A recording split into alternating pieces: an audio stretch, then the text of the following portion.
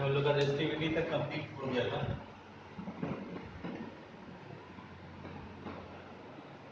आज हम करेंगे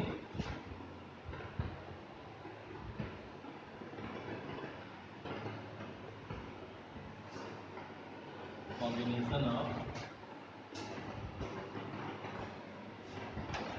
रेजिस्टेंस। कॉम्बिनेशन बोलते हैं या ग्रुपिंग।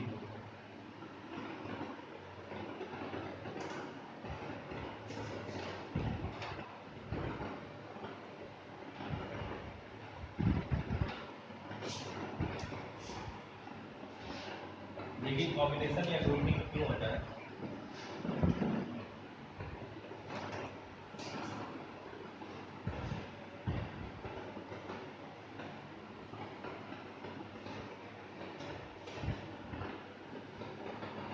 हम लोग के पास जो मार्केट में रेजिस्टेंस अवेलेबल होता है वो अलग अलग कैटेगरी का रहता है, लेकिन हम लोग एग्जैक्ट जितना रेजिस्टेंस चाहते हैं जरूरी नहीं है कि उसका उतना का रेजिस्टेंस अवेलेबल ही हो।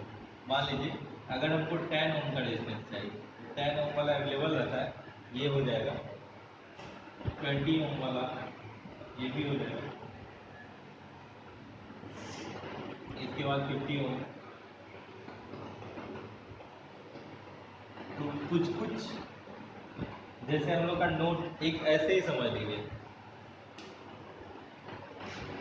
कि हम लोग के यहाँ जो करेंसी है, करेंसी में जो कॉइन होता है 1 रुपये का होता है, 2 का होता है, 5 का होता है, 10 का होता है, या फिर नोट 5, 10, 20 ऐसे होता है। लेकिन हम लोग को जब मान लीजिए 250 चाहिए, 250 चाहिए, 250 का तो नोट नहीं होता है, तो हम लोग क्या करते हैं, अगर हमारे पास जैसा अवेलेबल होता है वैसा कम्बिनेशन बनाते हैं, या तो 100 प्लस 100 प्लस 50, या फिर 50 प्लस 50 प्लस,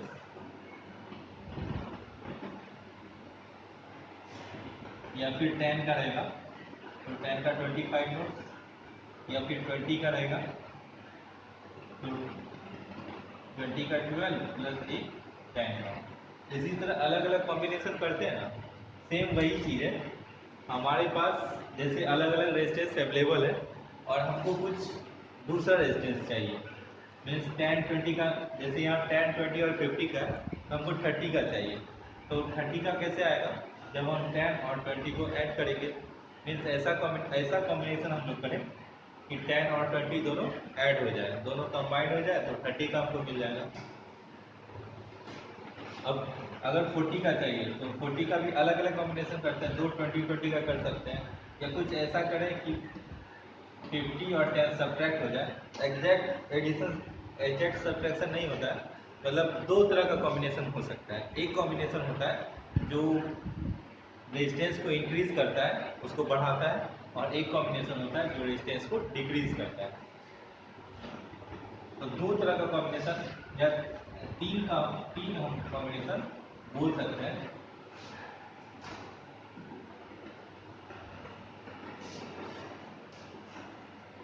तीन कॉम्बिनेशन पॉसिबल है।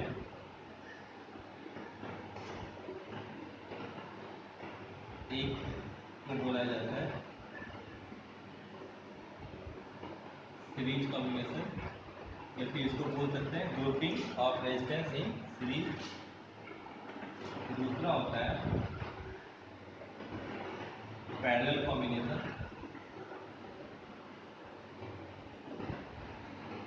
और तीसरा होता है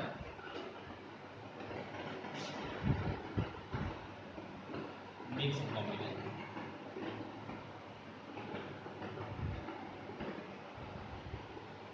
जब हमारा काम इन दोनों से नहीं बनता है तो हमको दोनों को मिक्स करना पड़ता है। सीरीज भी उसमें होता है और पैरेलल भी होता है, उसको हम लोग बोलते हैं मिक्स्ड कॉम्बिनेशन।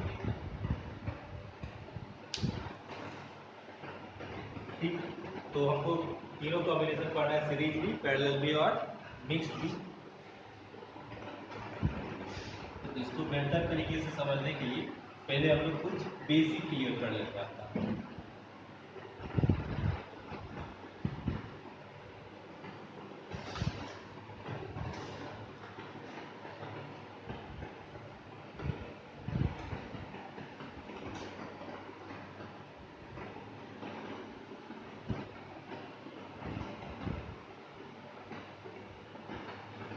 बैटरी है,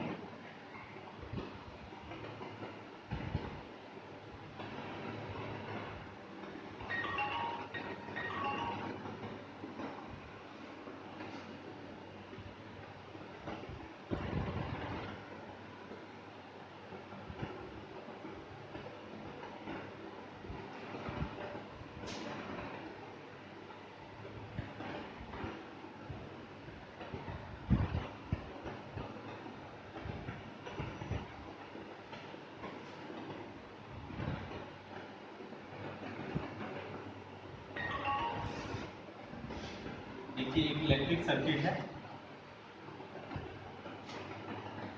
इसमें बल्ब लगा हुआ है और कोई रेजिस्टेंस, एक फैन लगा हुआ है और भी बहुत सारा लोड होता है ना। आपको क्या चलाना है, एक कंप्यूटर लगा हुआ है,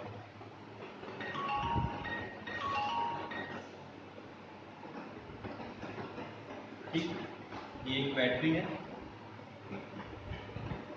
और इस बैटरी से तीनों कनेक्टेड है। तो देखिए जब करंट फ्लो होगा, ये हम लोग कन्वेंशनल डायरेक्शन ले रहे हैं, जो एक्चुअल डायरेक्शन करंट का होता है वो टुवर्ड्स पॉजिटिव इलेक्ट्रोड होता है, ये हम लोग कन्वेंशनल डायरेक्शन लेते हैं जो पॉजिटिव से नेगेटिव होता है। तो देखिए यहाँ से करंट फ्लो हुआ, जैसे ही स्विच ऑन होगा जो करंट बल्ब में आएगा वही करंट कंप्यूटर में आएगा और वही करंट फैन में आएगा। ध्यान से समझिएगा, यहाँ से करंट निकल रहा है, करंट का रास्ता सेम है, देख रहे हैं करंट के पाथ में कोई भी डेविएशन नहीं हुआ है, वही कंडक्टर है पास करते यहाँ से, फिर वही करंट पास किया इसको, फिर वही करंट यहाँ पे आया, फिर वही करंट इस रेजिस्टेंस को पास करके फैन में आया और वही करंट, ये कंटिन्यूअस फ्लो ऑफ करंट हो रहा है। तो देखिए जब यहाँ ध्यान रखिएगा, जब तक करंट का पाथ चेंज नहीं होगा तब तक करंट सेम रहेगा। जैसे ही करंट का पाथ अलग हो जाएगा, करंट एक से ज़्यादा पाथ में मूव करने लगेगा तो करंट का वैल्यू चेंज होगा। अभी हम जस्ट बगल में वैसा भी करके देखेंगे जब करंट का वैल्यू चेंज होता है। पहले ऐसा देखिए, एक ही वायर से अगर जुड़ा हुआ है सब तो करंट सब में सेम होगा, इसमें भी आई है, इसमें भी आई है, इसमें भी आई है। अब देखिए ये जो बैटरी है, मान लेते हैं इसका पोटेंशियल V है, ठीक। तो इसी के पोटेंशियल से ये बल्ब जलेगा, कंप्यूटर चलेगा और फैन भी चलेगा। तो जब बल्ब जलेगा तो कुछ पोटेंशियल ड्रॉप होगा, तो ये बल्ब कुछ पोटेंशियल ड्रॉप करेगा। मान लेते हैं इसमें कितना पोटेंशियल गया हमारा V1, इसमें जो पोटेंशियल गया वो V2, इसमें जो पोटेंशियल गया V3। तो जो भी बल्ब को मिला पोटेंशियल, कुछ कंप्यूटर को मिला और कुछ फैन को मिला, तो सब किससे मिला, इसी से मिला, बैटरी से ही। मीन्स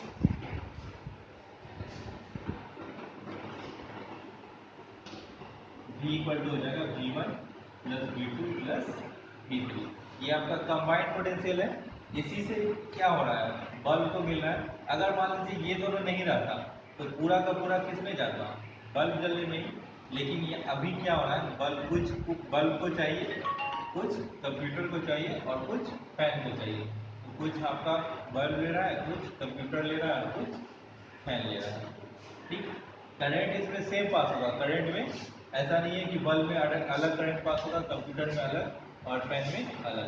करंट तीनों में सेम पास होगा, लेकिन तीनों का पोटेंशियल अलग होगा, क्योंकि बल्ब अलग वाटेज का होता है, कंप्यूटर अलग का होता है, फैन अलग का होता है। अगर मान लीजिए तीनों सेम का ही रहेगा, तीनों में सेम ही आएगा, मतलब V1 plus V1 plus V1 ऐसा कर सकते हैं, या 1/3V 1/3V 1/3V हो जाएगा अगर इक्वल इक्वल रहा तब।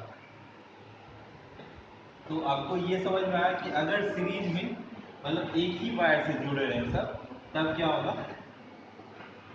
करंट सेम रहेगा और पोटेंशियल अलग अलग रहेगा। अब आपको खुद समझ में आ जाएगा, जब भी पैरेलल का डायग्राम बनाएंगे आपको खुद समझ में आ जाएगा कि इसमें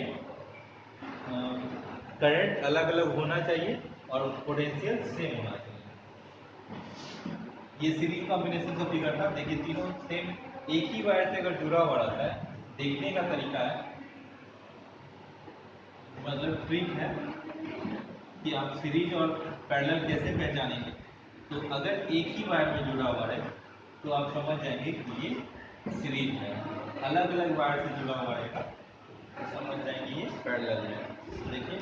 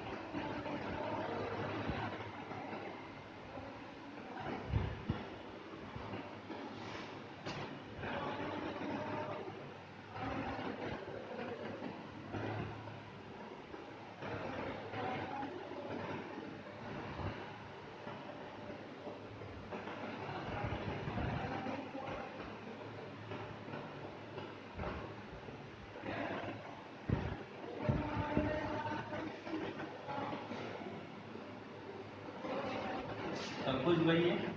ये आपका बल्ब है, ये आपका फैन है और ये आपका कंप्यूटर है तीनों। अब देखिए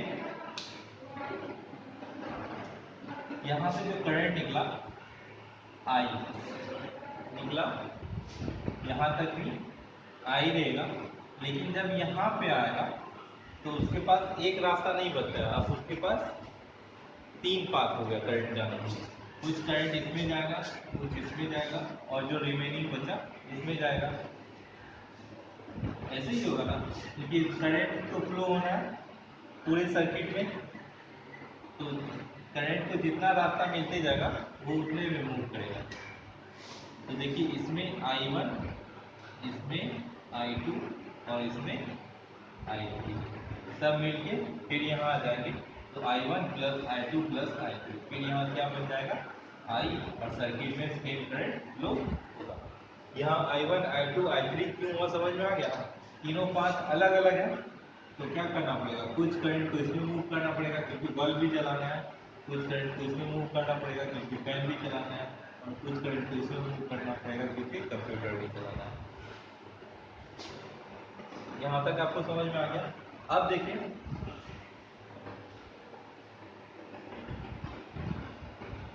यहाँ पे कुछ पोटेंशियल ड्रॉप होना चाहिए, यहाँ पे इसके लिए कुछ पोटेंशियल ड्रॉप होना चाहिए, इसके लिए कुछ पोटेंशियल ड्रॉप होना चाहिए। तीनों में होना चाहिए। इसका V1 होना चाहिए, इसका V2 होना चाहिए और इसका V3 होना चाहिए। तो V1 plus V2 plus V3 अगर करेंगे तो फिर से क्या आएगा V। तो हम लोग जो कंसीडर करते हैं इसी पॉइंट पे करते हैं। अगर यहाँ पे करेंगे तब ना V1 आएगा या V2 आएगा या V3 आएगा। अगर इस पॉइंट पे करेंगे तो इस पॉइंट पे क्या हो जाएगा V, यहाँ पे V ही रहेगा। अब इसमें आएगा तब V1 होगा, इसमें आएगा तब V2 होगा, इसमें आएगा तब V3 होगा। यहाँ पे आ जाएगा तीनों कंबाइंड होकर फिर क्या हो जाएगा V। तो अगर हम लोग इस पॉइंट को लेते हैं A से B, कंबाइंड पॉइंट को लेते हैं तो A से B के भी पोटेंशियल वही रहेगा। मान लीजिए यहाँ कोई पॉइंट लेते हैं, दो पॉइंट कोई भी जो सर्किट है, सर्किट के दो पॉइंट के बीच के क्रॉस का पोटेंशियल सेम होता है। तो जैसे यहाँ लेंगे तो ये भी V होगा, यहाँ लेंगे तो ये भी V होगा। अगर A से B लेते हैं तब भी ये कंबाइंड V होगा। अगर हम इसको अलग सर्किट मानते हैं यहाँ से सिर्फ ये बल्ब वाला पार्ट, तब V1 होगा, क्योंकि ये तो कुछ पोटेंशियल लेगा। अगर जल रहा है बल्ब तो कुछ ना कुछ पोटेंशियल ड्रॉप होगा तो वो V1 लेगा। अगर इन तीनों का अलग अलग देखते हैं तब V1 V2 और V3 होगा। लेकिन हम लोग कंबाइंड में यहाँ A से B देखते हैं, इसीलिए हम लोग क्या लेते हैं, यहाँ का पूरा पोटेंशियल V ही लेते हैं।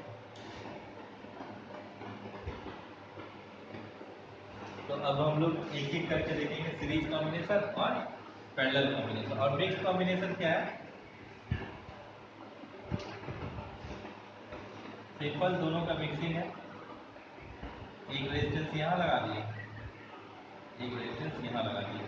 अब ये वाला रेजिस्टेंस, ये वाला रेजिस्टेंस और ये जो कंबाइंड रेजिस्टेंस है, तीनों सीरीज में है, तो आपका सीरीज कॉम्बिनेशन भी दिख रहा है, और ये तीनों पैरेलल में है तो पैरेलल कॉम्बिनेशन भी दिख रहा है। तो सीरीज और पैरेलल दोनों कॉम्बिनेशन है, इसीलिए ऐसे कॉम्बिनेशन का हम लोग मिक्स्ड कॉम्बिनेशन बोलेंगे। तो देखिए आप लोग कैसे पहचानेंगे कि कौन सा पार्ट सीरीज में है और कौन सा पैरेलल में। पहले बेसिक क्लियर हो जाएगा, उसके बाद आगे कुछ नहीं है, एकदम बहुत सिंपल है। तो कैसे पहचानेंगे कि कौन सा सीरीज में कौन सा पैरेलल है? तो देखिए एकदम सिंपल, आपको करंट का फ्लो देखना है। करंट यहाँ से आई फ्लो है, यहाँ भी आई है, यहाँ भी आई है। करंट सेम फ्लो हो रहा है मतलब सीरीज में। देख लीजिए करंट का कोई दूसरा पाथ नहीं निकल रहा है ना, तो सीरीज में यहाँ तक सब कुछ ठीक था। यहाँ करंट का पाथ अलग अलग हो गया। जैसे ही अलग अलग हो गया, क्या समझ लेंगे हम लोग कि ये तीनों क्या है, पैरेलल में। अलग अलग करंट फ्लो हो रहा है तो क्या समझ लेंगे, पैरेलल में। फिर यहाँ आया तो आई बन गया। अब आगे कुछ रहता तो समझते। अब देखिए एक चीज और समझने का, ये दोनों तो सीरीज में है,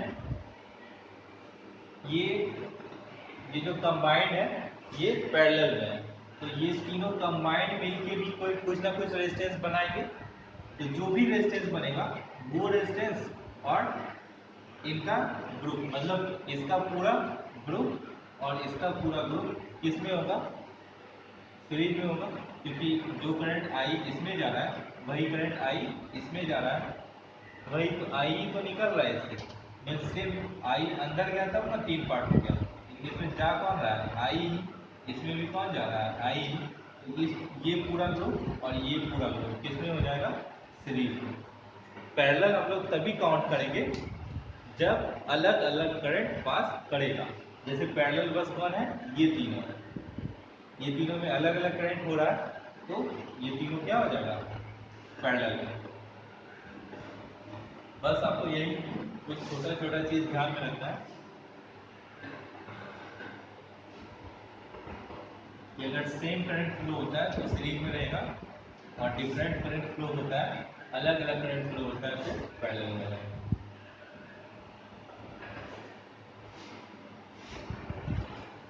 और जब हम रेजिस्टेंस को अलग अलग देखेंगे तो वहाँ पोटेंशियल डिफरेंस अलग होगा। अगर सेम पॉइंट के बीच देखेंगे पोटेंशियल डिफरेंस सेम होगा।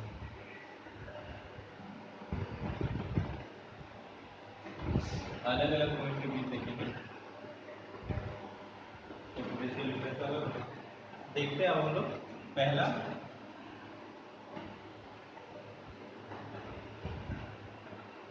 Series combination.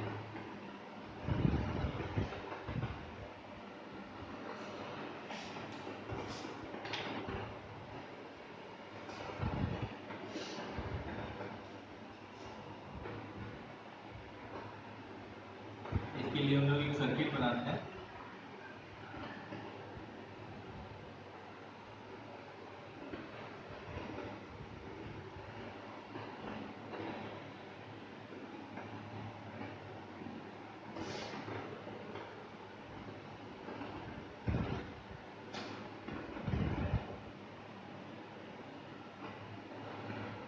इसमें 2, 3 या 4 रेजिस्टेंस हम लोग सीरीज में लेते हैं। सीरीज का मतलब करंट क्या होना चाहिए, सेम फ्लो होना चाहिए। तो देखिए करंट सेम ही फ्लो हो रहा है, आई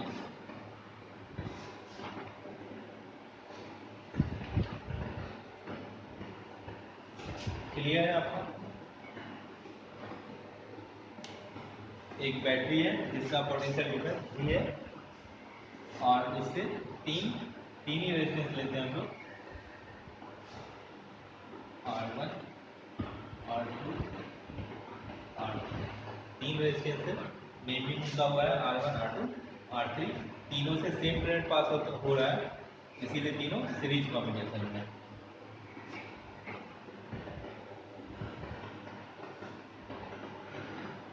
अब देखिए R1 जो है कुछ पोटेंशियल ड्रॉप करेगा, तो V1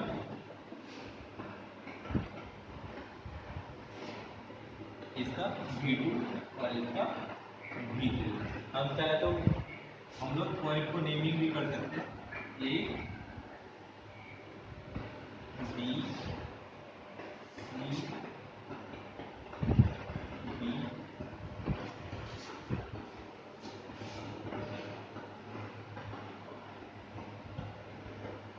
अब देखिए जो पोटेंशियल ड्रॉप होगा तीनों के बीच वो किसके इक्वल होगा, टोटल पोटेंशियल के।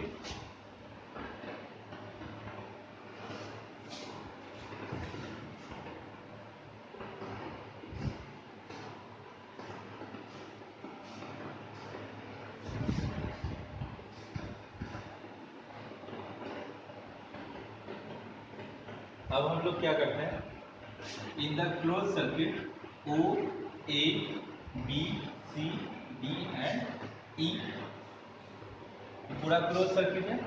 अब इस क्लोज सर्किट में जितना भी छोटा छोटा पोटेंशियल ड्रॉप होगा वो टोटल पोटेंशियल ड्रॉप के इक्वल होगा। लिखेंगे in close circuit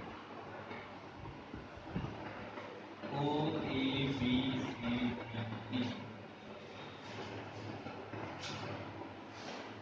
total potential equal to V1 plus V2 plus V3 होगा ना। V इक्वल टू, अब V1 देखिए क्या होगा, V इक्वल टू IR होता है, ओम्स लॉ से निकला था। अब देखिए यहाँ पे करंट I है और रेजिस्टेंस R1 है, मीन्स हम लोग V1 इक्वल टू क्या लिख सकते हैं, I इंटू R1। तो V1 इक्वल टू लिख सकते हैं I इंटू R1।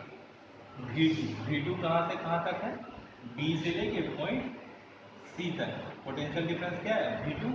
तो V2 इक्वल टू क्या लिख सकते हैं, करंट तो वही है I और रेजिस्टेंस कितना है R2। तो क्या लिख सकते हैं I R2 प्लस V3 को क्या लिख सकते हैं I R3। अब देखिए ये जो कंबाइंड है, मतलब पूरा सर्किट है, पूरे सर्किट का रेजिस्टेंस क्या होगा, मान लेते हैं कि कंबाइंड रेजिस्टेंस R है और आपका पोटेंशियल कितना है V।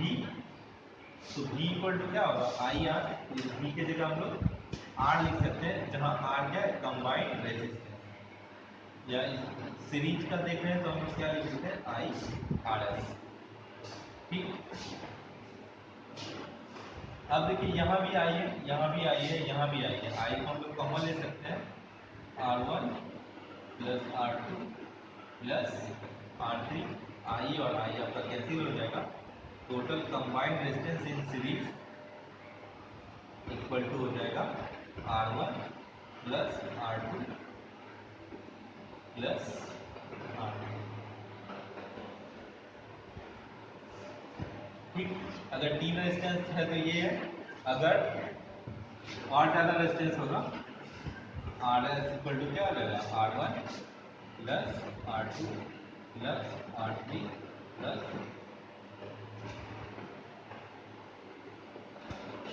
ठीक, और एक कंडीशन क्या देख लेते हैं कि n रेजिस्टेंस है और सारा का सारा इक्वल है, n इक्वल रेजिस्टेंस। तो हमको सबको ऐड करने का क्या जरूरत है, आर एस इक्वल टू क्या हो जाएगा n इंटू आर। मतलब जैसे तीन है तो R प्लस आर तीनों को इक्वल, याद रखिएगा कंडीशन किस में आएगा, इक्वल रेजिस्टेंस में।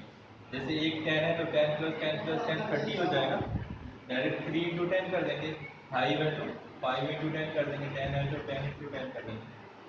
तो ये बस किस में होगा, जब इक्वल रेजिस्टेंस रहेगा बस। अब तो क्लियर हो गया होगा। एक बार हम लोग और देख लेते हैं, हमको क्या देखना है, सीरीज कॉम्बिनेशन। सीरीज कॉम्बिनेशन में क्या करते हैं, एक बैटरी लेते हैं जिसका पोटेंशियल V हो और कुछ रेजिस्टेंस को कुछ रेजिस्टेंस का ग्रुप बनाते हैं। इसमें 3 रेजिस्टेंस हम लोग लिए हैं, R1, R2 और R3। अब जो रेजिस्टेंस होगा उसके अक्रॉस पोटेंशियल ड्रॉप होगा। तो जो पहला रेजिस्टेंस है उसके अक्रॉस जो पोटेंशियल ड्रॉप हो रहा है उसको V1 मान रहे हैं, इसको V2 और इसको V3। ये जितना भी पोटेंशियल ड्रॉप होगा सब किसके इक्वल होगा, इस कैपिटल V के, मतलब जो पूरा पोटेंशियल है। तो V इक्वल टू क्या हो जाएगा, V1 plus V2 plus V3। अब V इक्वल टू होता है IR, तो V1 को क्या लिख सकते हैं, I into R1, I into R2, V2 को लिख सकते हैं V3 को I इंटू R3।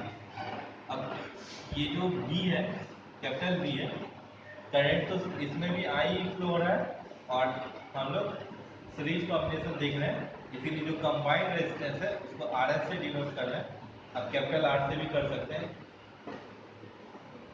तो IRS, यहाँ देखिए I कॉमन आ जाएगा, बच जाएगा R1 plus R2 plus R3, I का कैंसिल हो जाएगा। रेजिस्टेंस इन सीरीज क्या आ जाएगा, सम ऑफ रेजिस्टेंस। अगर इनफाइनाइट रेजिस्टेंस है या जितना भी रेजिस्टेंस है सब सारे रेजिस्टेंस को क्या करेंगे, जोड़ लेंगे, वही आपका कंबाइंड रेजिस्टेंस हो जाएगा। और इक्वल रेजिस्टेंस के केस में जितना भी रेजिस्टेंस होगा उससे मल्टीप्लाई करेंगे। मान लीजिए 10 रेजिस्टेंस है, 10 इक्वल रेजिस्टेंस है, 10 से मल्टीप्लाई करने के 50 इक्वल रेजिस्टेंस है तो 50 से मल्टीप्लाई करते हैं। आपका सीरीज कॉम्बिनेशन क्लियर हो गया होगा।